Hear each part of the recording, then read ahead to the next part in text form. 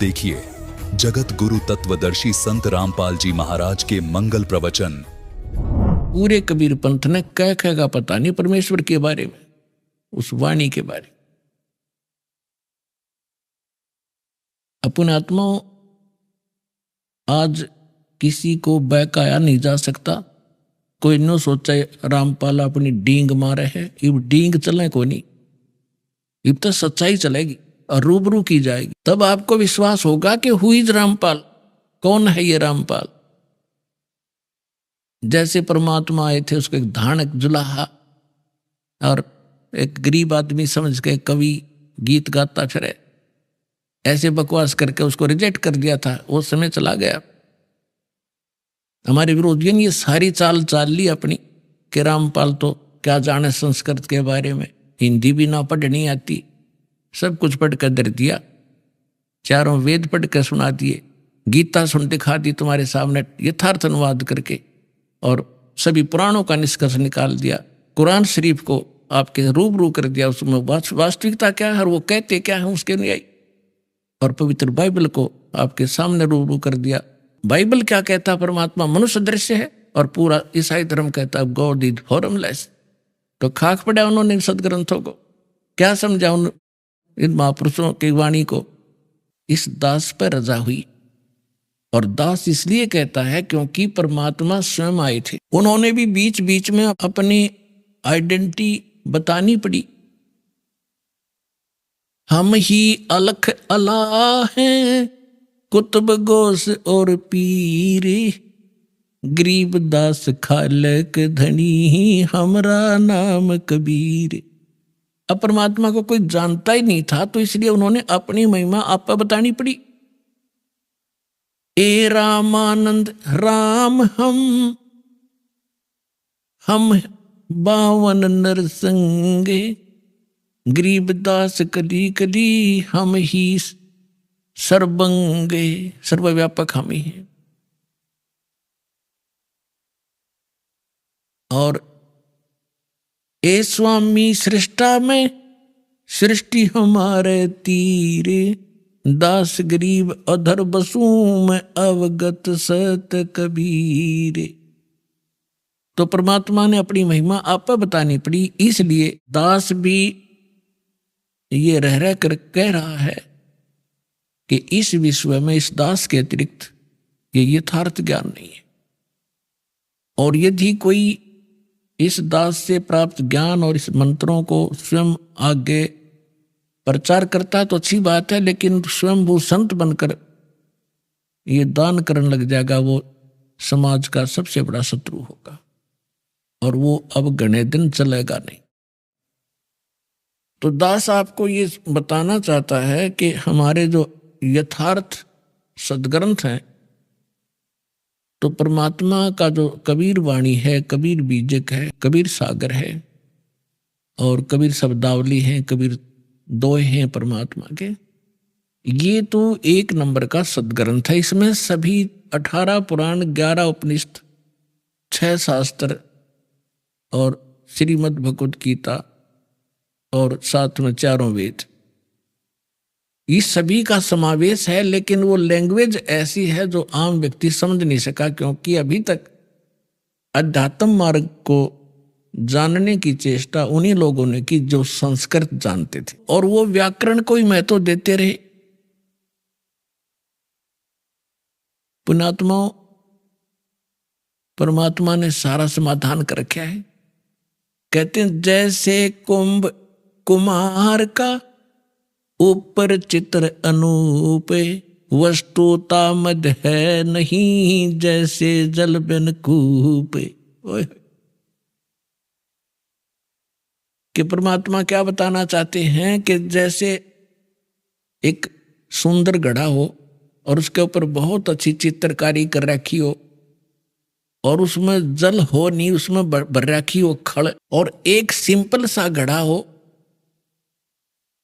और उसके अंदर शीतल जल, स्वादिष्ट जल भरा हो, तो परमात्मा ये बताना चाहते हैं हमें कि तुम किसको पसंद करोगे, जिसमें जीवन दाता जल है, चाहे उस घड़े के ऊपर चित्रकारी बेसिक ना हो, सिंपल हो, पर शीतल जल हो और खूब सुंदर बढ़िया उसका बढ़िया पानी भरा हो, तो के चाटे उस चित्रकारी के आले घड़े न जिसमें खड़ भर रखी हो। तो ये संस्कृत और शुद्ध हिंदी बोलने वाले इस जनता को अपने पीछे इसी आधार से लगाए हुए थे कि कबीर क्या जाने ज्ञान को, इसने बोलना भी नहीं आता, इसकी भाषा उठपटांग है। तो आज तक हम वो खड़ खाते रहे उस शुद्ध चित्रकारी घड़े वाली उन शुद्ध बोलड़ियां की। अब हमने पता चला कि इसमें अमृत भरा पड़ा है, जो हमारा जीवन दाता जल भरा पड़ा है इस सिंपल से घड़े में। और आज हम सब तृप्त हो रहे हैं, और जो खड़ खा रहे वो आज तक रो रहे हैं।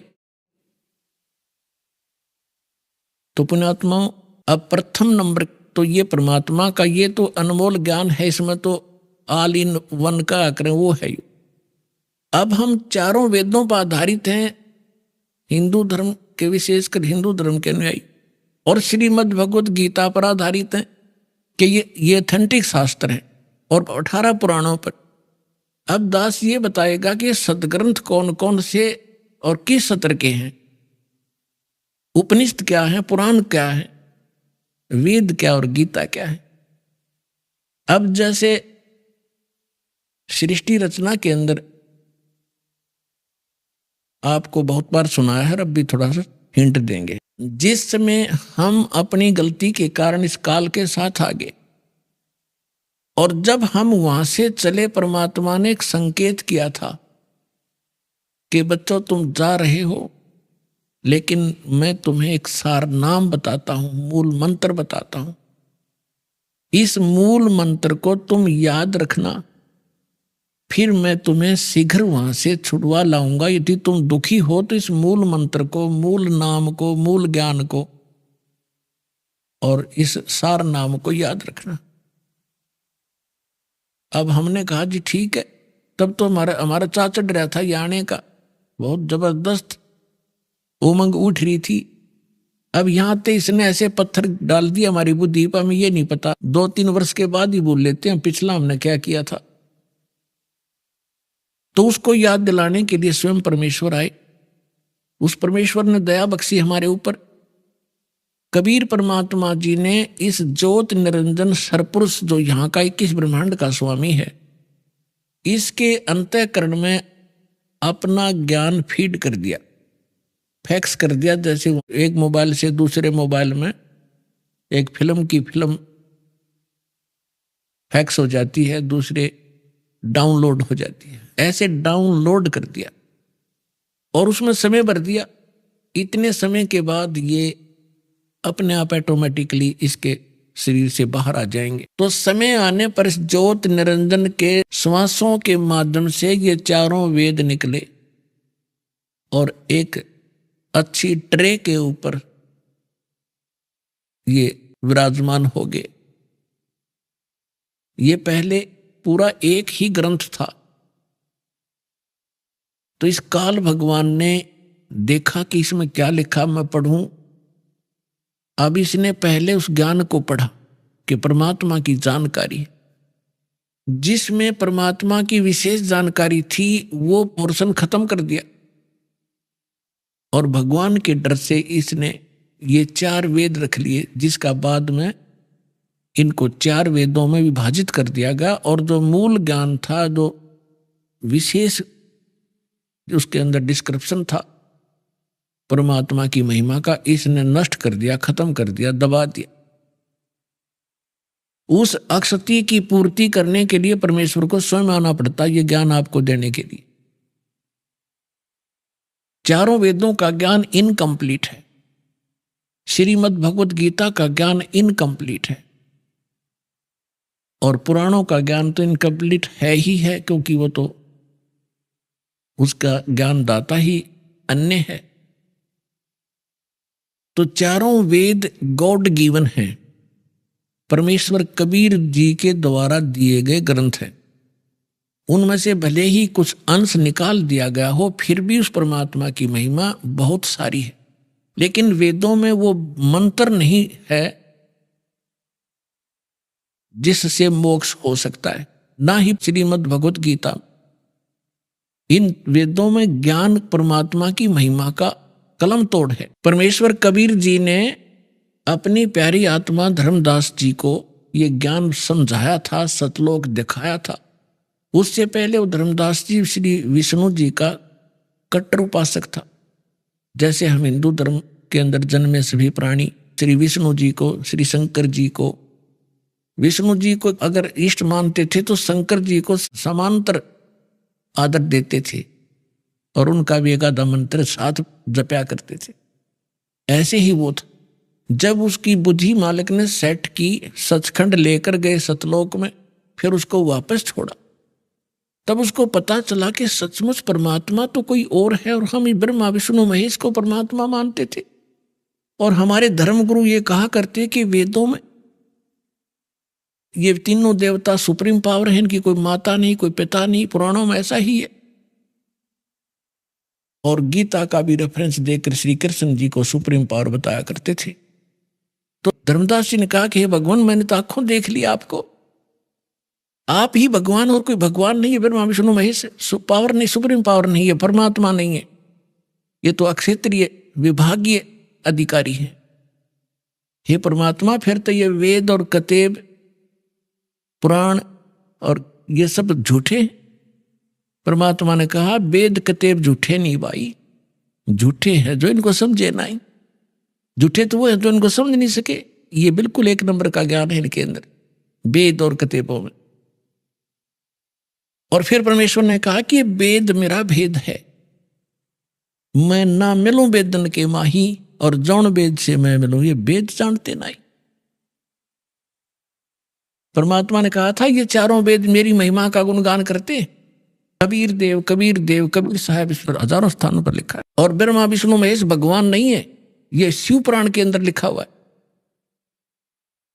तो ये जिन्होंने इन वेदों और कतेबों को, पुराणों को समझा नहीं, वो लोग नकली थे, झूठे थे, उन्हें ज्ञान नहीं था। वेद कतेब झूठे ना भाई, झूठे हैं जो समझे नहीं। अब जो दास आपको आज निर्णय करने जा रहा है कि कौन से ग्रंथ हैं जिनको हम शास्त्र माने कि उनके अनुसार साधना करने से मोक्ष होगा, वो शास्त्र अनुकूल साधना है। इनमें से परमात्मा की वाणी तो है ही, उसको तो हम बाद में लेंगे, पहले इन वेद और गीता को और इन पुराणों को लेते हैं। क्योंकि आज पूरा मानव हिंदू समाज इन्हीं सदग्रंथों पर आधारित है। और जब उनको ये ज्ञान होगा कि ये सदग्रंथ क्या बता रहे, और फिर उसको रूबरू किया जाएगा, परमात्मा ने 600 वर्ष पहले आकर बताई थी वही बातें अपनी सिंपल उस बिना चित्रकारी वाले घड़े में अमृत भर के गए थे वो, तब हम पहचानेंगे, इस खड़ने छोड़ देंगे और वो जल लेंगे, ग्रहण करेंगे जो हमारा जीवन दाता है। तो पहले हम वेदों को और गीता जी को इसको निर्णय करते। ये वेद आपको बता दिया गॉड गिवन है, ये स्पिरिचुअल नॉलेज है, ये वो शास्त्र हैं जिसके अनुसार हमने साधना करनी चाहिए। लेकिन ये इनकम्प्लीट है, इनमें कंप्लीट स्पिरिचुअल नॉलेज नहीं है। उदाहरण के लिए दास बताता है, अब चारों वेदों का ज्ञान ही श्रीमद् भगवत गीता है। इसमें गीता ज्ञान दाता ये ब्रह्म है और वेद ज्ञान उसको डायरेक्ट मिला हुआ है। उसमें जो लिखा है वो परमात्मा ने ही लिखा है, जो कुछ भी उसमें लिखा है भगवान ने लिखकर भेजा है। जो कुछ इसकी तरफ का रोल है वो भी मालिक ने लिखा है, इसमें भेजा है इसके पास। अब श्रीमद् भगवत गीता में इसने अपना मत अड़ाया है कुछ जो युद्ध करवाने की, और वो वेदों से मेल नहीं खाता है तो वो रिजेक्टेड है, वो हमें मान्य नहीं है। श्रीमद् भगवत गीता में जहां पर ये कहता है अर्जुन ये मेरा मत है, यानी वो वेद ज्ञान नहीं है, इसका अपना मत है। और वो मत अगर वेद से मिलता है तो ठीक है, वेद के विपरीत है तो वो ठीक नहीं है। पवित्र चारों वेद, पवित्र श्रीमद् भगवत गीता, ये एथेंटिक शास्त्र हैं जिनके अनुसार हम साधना करेंगे, और ये गॉड गिवन है। अब बात रही उपनिषद और पुराणों की। उपनिषद क्या है? उपनिषद है किसी ऋषि का अपना अनुभव, जैसा उसने भगवान को जाना, वेदों को पढ़ा और फिर अपने डले डोए अभ्यास समाधि समाधि लगाई, उसने जैसा अनुभव हुआ उसने उसमें लिख दिया। वो उसी के नाम से, जैसे मंडूक्य उपनिषद है, मांडुक्य नामक एक ऋषि था, उसका अनुभव उसमें जो लिखा, और उस उपनिषद में यदि वेद के विरुद्ध ज्ञान है तो वो रिजेक्टेड है, और वेद के अनुकूल है तो वेद वाला है, उसका क्या, वो कहां से लाया फिर, वो तो वेद के अंदर विद्यमान ही है। अब बात आती है पुराणों की। ये पुराण क्या है? ये पुराण है श्री ब्रह्मा जी का अनुभव। इस काल भगवान ने सबसे पहले ये चारों वेद जो काट छांट करके इसने रखे थे, ऋग्वेद, यजुर्वेद, सामवेद और अथर्ववेद, ये चारों के चारों वेद इस ब्रह्मा जी को दिए। ब्रह्मा जी की बुद्धि इस काल के हाथ में है। ब्रह्मा जी कौन है? ये इस काल का पुत्र है, ज्येष्ठ पुत्र, बड़ा पुत्र। और सेकंड नंबर के विष्णु जी और थर्ड नंबर के शिव जी, ये काल के पुत्र हैं। दुर्गा और काल के संयोग से उत्पन्न हुए हैं। दुर्गा इनकी माता है, काल ब्रह्म इनका पिता है। तो इस काल भगवान ने अपने बड़े पुत्र ब्रह्मा को ये सौंपे कि आप गुप्त रूप से, सागर मंथन हुआ उसमें छोड़ दिए, ये उठा ले। माँ ने कह दिया बेटा तू पढ़ ले, तू बड़ा है, ये तेरा काम है, इस ग्रंथों को समझ और समझा। तो उसने वेदों को जैसा समझा, उसने आगे पुराणों में वो अनुभव बोल दिया। ये पुराण एक ज्ञान है, इसको 18 विभागों में बांट दिया गया। कैसे बांट दिया? जैसे दक्ष आदि ऋषियों को ब्रह्मा ने ज्ञान दिया, उन्होंने आगे अन्य ऋषि अपने वंशजों को सुनाया, कुछ ब्रह्मा जी से प्राप्त, कुछ अपना अनुभव।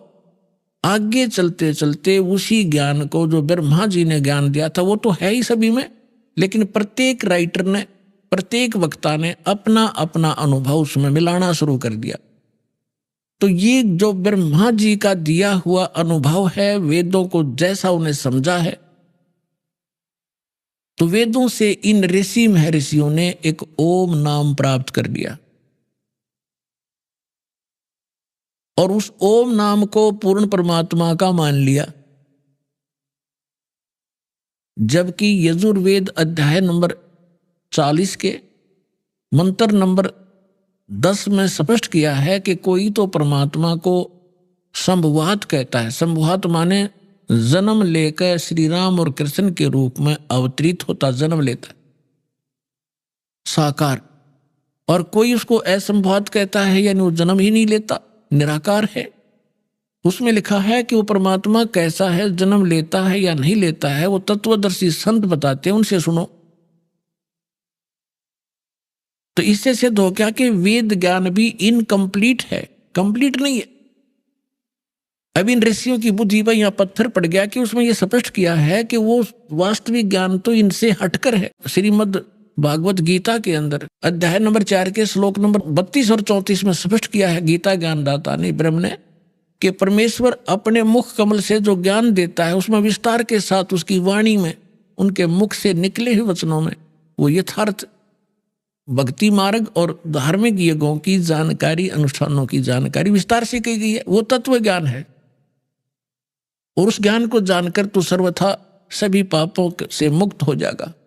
चौथे अध्याय के 34वें श्लोक में कहा कि उस ज्ञान को तत्वदर्शी संतों के पास जाकर समझ, उनको दंडवत प्रणाम करने से, कपट छोड़कर उनकी सेवा करने से, प्रसन्न करने से वो तत्वदर्शी संत तुझे उस तत्व ज्ञान का उपदेश करेंगे। इति सिद्धम कि गीता ज्ञान कंप्लीट नहीं है, इनकम्प्लीट है। और श्रीमद् भगवद गीता के अंदर कौन से मंत्र हैं?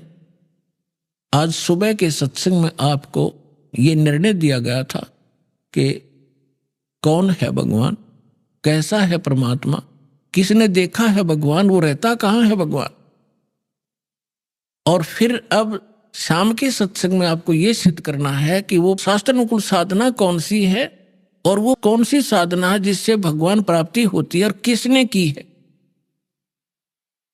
आज के सत्संग का ये विषय होगा और इन सत्संगों को सुनने के बाद आपको कुछ भी जानना शेष नहीं रहेगा, क्योंकि आज बुद्धिमान समाज है, कोई बालक नहीं है।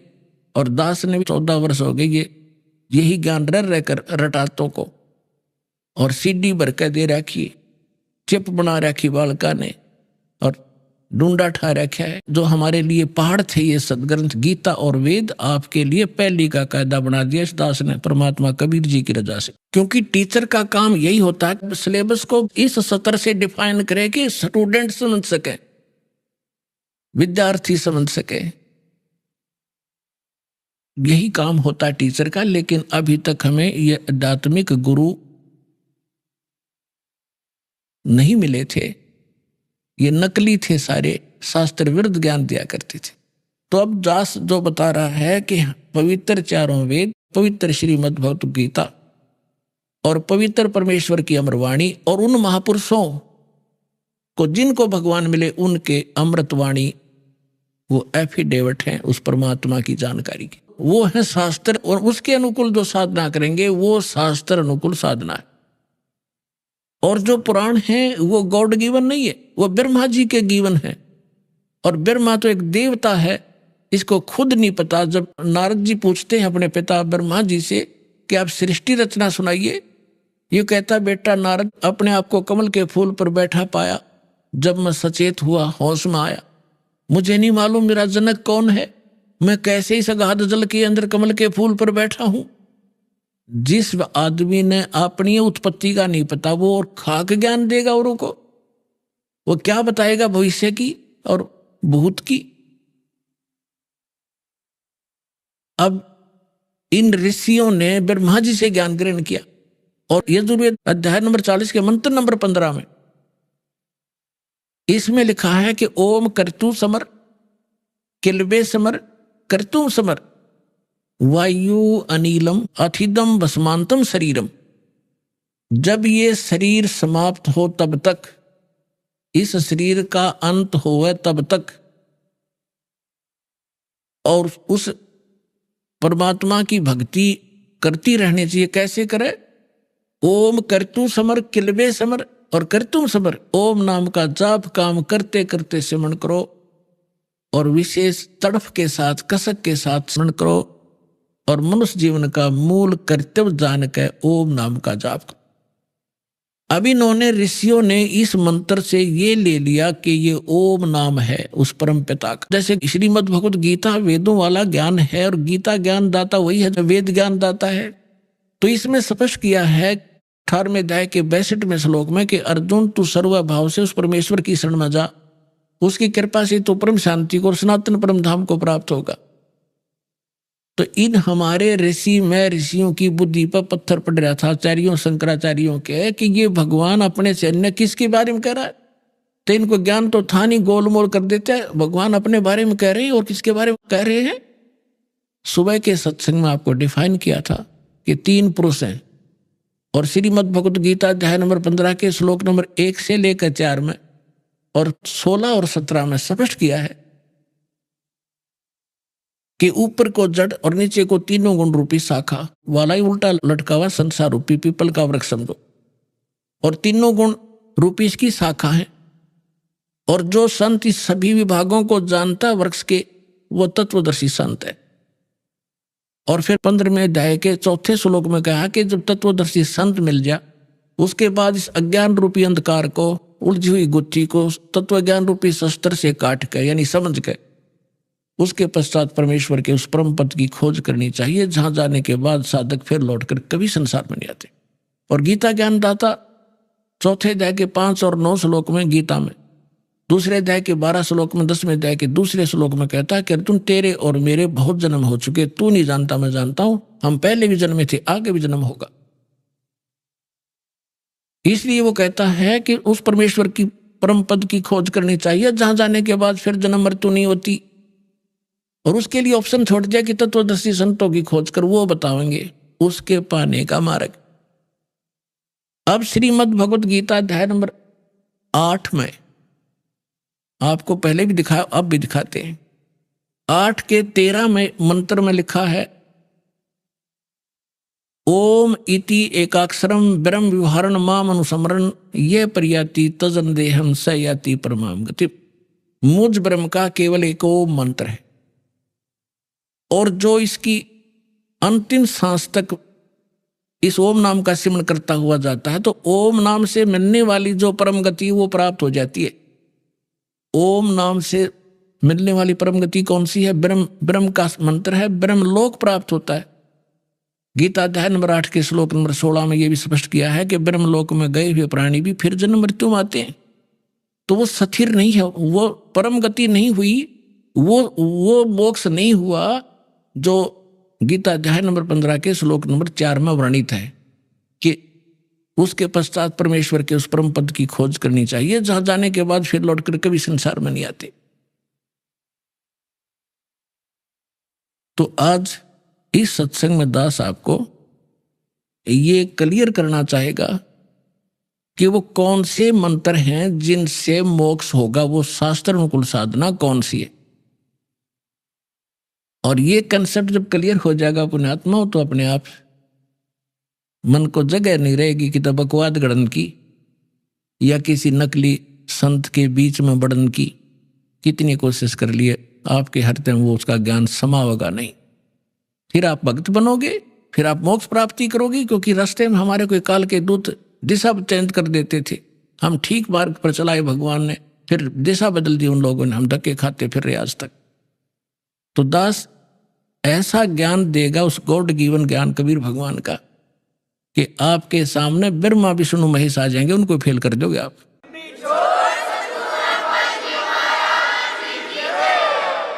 तो सबसे पहले आपको दिखाते हैं कि हमारे पवित्र सदग्रंथ जिनको हम शिरोधार्य मानते थे वो कौन सा मंत्र बताते थे, और हमारे नकली धर्मगुरु हमें कौन से मंत्र रटवाते थे। देखिएगा, ये है श्रीमद् भगवत गीता, और गीता प्रेस गौरव से प्रकाशित है। जयदयाल गोविंद का इसके अनुवादक हैं। अध्याय नंबर 8 का श्लोक नंबर 13 आपको दिखाते हैं। ये 8 का 13 नंबर, इसमें है ओम इति। ये ओम शब्द है, यहां इन्होंने अनुवाद भी किया है ओम ओम, ये ऐसा ओम प्रणव मंत्र है ये। ओम इति एकाक्षरम ब्रह्म व्यवहारन माम अनुसमरण ये प्रयाति तजनदेहम स याति परमाम गतिम। इन्होंने अनुवाद ठीक नहीं करना आया, ये लिखा है जो पुरुष, यहां से शुरू होता है इसका, जो पुरुष ओम ओम इस एक अक्षर रूप ब्रह्म को उच्चारण करता हुआ उसके अर्थ स्वरूप मुझ निर्गुण ब्रह्म का चिंतन करता हुआ शरीर त्याग कर जाता है, वह पुरुष परम गति को प्राप्त होता है। हमने ये लेना है कि ये ओम नाम है इसकी पूरी गीता में, पूरी श्रीमद् भगवत गीता में और कोई मंत्र नहीं है जाप करने का, केवल एक ओम मंत्र है। ये है ब्रह्म का, ये कहता मुझ ब्रह्म का। ओम इति एकाक्षरम ब्रह्म व्यवहारन माम अनुसमरण ये प्रयाति तजन देहम स याति परमाम गतिम। अभी आपने सुने संत रामपाल जी महाराज के मंगल प्रवचन।